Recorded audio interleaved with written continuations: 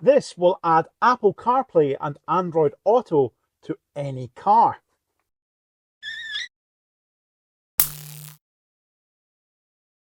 A little while ago, I reviewed a little wireless Apple CarPlay adapter that you plug into your car, and it lets you connect your phone to it wirelessly to use CarPlay without having to plug your phone in.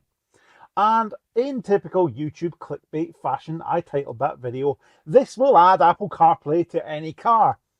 And obviously, quite a few people kicked off about that in the comments because they were saying, well, my car doesn't have a touchscreen, doesn't have CarPlay, it doesn't have anything like that. So how could this possibly add CarPlay to it?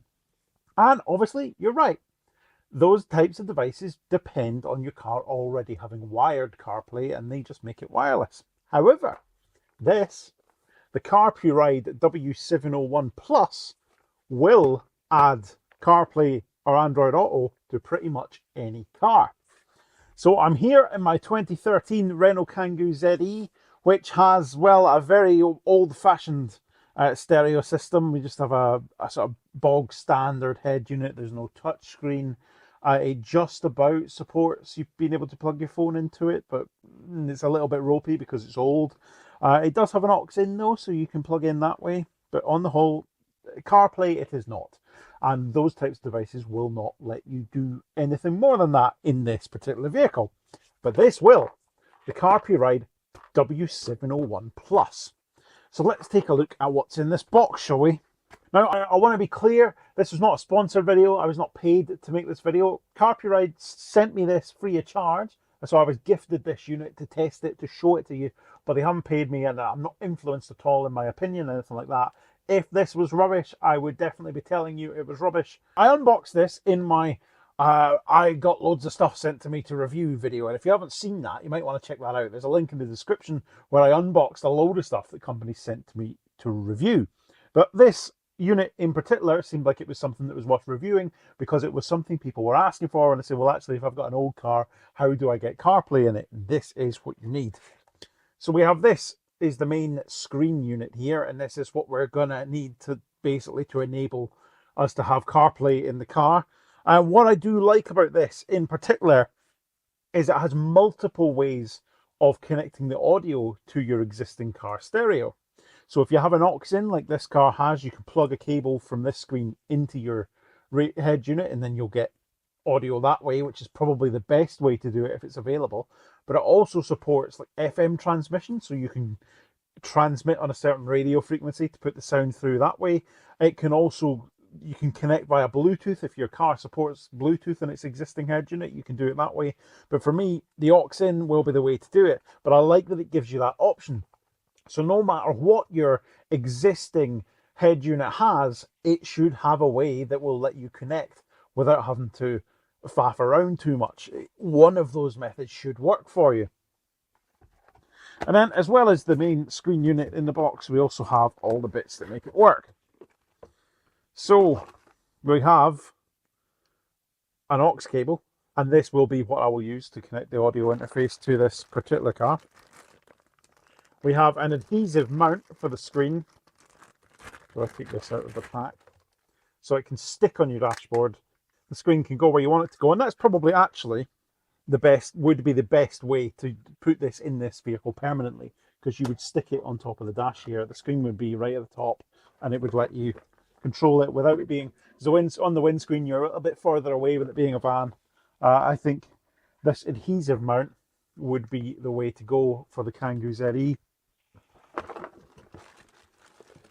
And we also have a suction cup mount, which lets you suction it onto the window. So I think I'm probably going to use this for the purpose of this review. But I think depending on how far away, now it is quite long to be fair, so you can have the suction cup on the screen and the screen a bit closer to you. But I don't think it would be great in the Kangoo. It would be fine in other vehicles, I'm sure. But for the purpose of this review, to see if it actually works, I am just going to sit it on the dash and plug it in. And I'll worry about plumbing it in properly later. And the Kangoo is actually for sale at the moment, so it's likely not going to be here a whole lot longer. Although if you do buy it and you want me to throw this in, we can maybe come to some kind of arrangement there. So the setup then is fairly straightforward. We have the screen on the mount here. I'm just using the suction mount at the moment, just because it will sit on that nicely. But I think you'd want to use that adhesive mount if you were actually wanting to mount it there. I think that would be the best place to mount it on this particular vehicle. And I have it plugged into the cigarette lighter socket. Again, you'd maybe want something a little bit more hardwired. And I have it plugged in to the auxiliary port using the 3.5mm cable that came with it. So we're plugged into both power and the aux port there, and we need to run through the setup steps. So, okay, so we've selected the correct time zone because it came set to Chinese time zone, and that is hopefully as done. So what we now have then, this is essentially a fully featured Android operating system. So you've got loads of apps built in here and stuff. So you've got YouTube, you've got Spotify and all that built in here as standard. So you don't even need to connect your phone to have access to some of this stuff, which is way beyond the kind of functionality you tend to get in a lot of car infotainment systems, but definitely way beyond what you get when this is what you're dealing with. It's always, you know, obviously to use like YouTube and stuff, you're going to have to connect it to your phone as a hotspot to get access to the internet, but it's pretty cool. I quite like that. That is part of the features that this has, but it'll be CarPlay or Android Auto that you're primarily here for. So I will just connect my phone to it and we will see what the CarPlay is like. So when I select CarPlay, it tells me to connect my phone to the Bluetooth, obviously, Bluetooth device to connect to.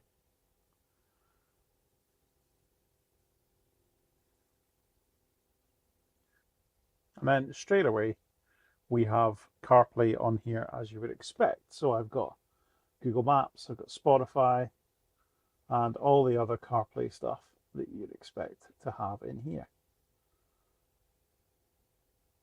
And that would mean you'd also be able to, if you pay for ABRP Premium, which I don't, but if you did, you'd be able to have a better route planner in here as well. Not that I think you'd need it with the circa 50 miles range that this van has. It's not the typical one for road tripping. Hey Siri, stop. So I can't really show you too much of the music capabilities of this because YouTube's funny with copyrighted audio and all that stuff.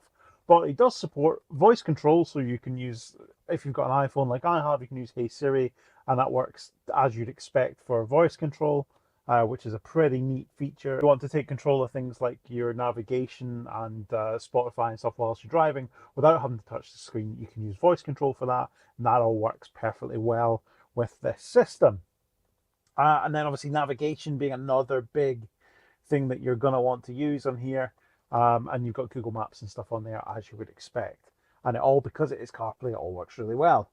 And it does seem, I would say the user interface and stuff all seems really quite performant. So like scrolling through the screens and stuff, there's no lag, there's no, you know, some of these cheaper CarPlay devices, it's like slow and you gotta wait for it to go between the screens. A little bit like using the built-in infotainment in the MG ZS EV. There's like lag and it's like, oh, this is a bit crap, but this seems really, really peppy and really, really almost as good as like an OEM system would be.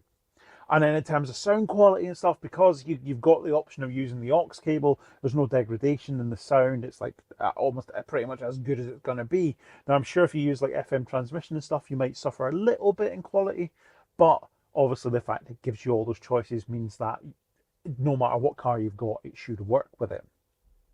It also works on both 12 and 24 volts. So if you've got a truck, for example, that uses 24 volt electrics, this will work with that as well. Obviously not, you know, hugely relevant to a lot of my audience. I don't have many truckers watching, I don't think, but this at least gives you that option, which is good. And this seems like a pretty decent, like high definition screen. It's nice and bright. You can see like the quality is pretty good. I would say it was every bit as good as most built-in infotainment systems are. I would sometimes like screens that are in things like this that are like add-on aren't very good, but I definitely wouldn't say that was the case here with this CarPuride system. I think it looks pretty good. Now, obviously, I would love to show you Android Auto in all its glory, but I don't have an Android phone to hand to do that. But I'm sure, given how well CarPlay seems to work, that Android will be just as good.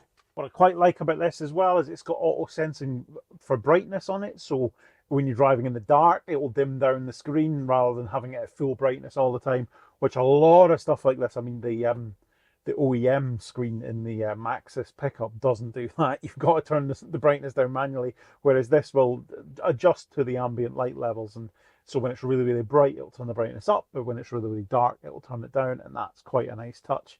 I think just another example of it being a bit more of a serious product versus some of the competition. It is actually pretty good, and I think I would recommend it if you've got something a bit older like this Kangoo, you want to add CarPlay to it. It seems like a really good way to do that.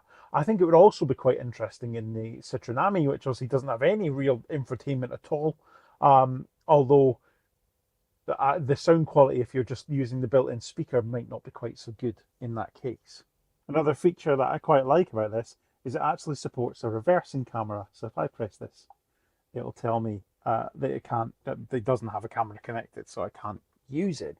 But you can actually, if you have like an aftermarket reversing camera, you can connect that up to this screen and then you can see that on there. And that means this is like a sort of one-size-fits-all type system. So it'll give you sort of proper infotainment, but then you can also do things like your reverse camera as well. Which, you know, if you really are into making an older vehicle like this perform like a newer one by upgrading all these kind of things, it seems to do it all. There's a port on the side for a camera to plug into. That seems like a really good feature, and one that, again, you don't see that often in this type of add-on system. So that then was my review of the CARPURIDE W701 Plus. And I think if you have a car that doesn't have CarPlay or Android Auto because it's a bit older, doesn't have touchscreen, all that stuff, you can't go far wrong in adding that to upgrade the infotainment in your car. Now, whether it's actually worth doing that is up to you. If you're not actually that bothered about your infotainment and stuff, then you're maybe not going to be able to justify the spend on doing that. But I think if you are thinking about upgrading your car's infotainment system, this looks like a really good system to do that. It seems to be performant, it seems to have all the features that you'd want, and therefore I think it looks like quite a good one. There's a link in the description if you want to buy this. But because they've sent this to me to review, it's like an affiliate thing, so I'll get a little bit of commission if you buy it. But obviously, if you decide you want to source one elsewhere, then that's absolutely on you as well. But if you are going to buy one of these, if you're convinced by this review and you think this is what you want to upgrade your car, I would appreciate it if you'd use the affiliate link in the description. But that is it for this video. Thank you so much for watching. Let me know in the comments what you think. Would the CARPURIDE W701 Plus be your choice if you wanted to upgrade the infotainment in your car? I definitely welcome your thoughts on that and what you think. But it looks pretty good to me. And I think actually if I was keeping the Kangoo, wasn't selling it, I would definitely permanently install it in here because it makes a massive difference to how good the infotainment in here is. Thank you so much for watching. I'll see you next time.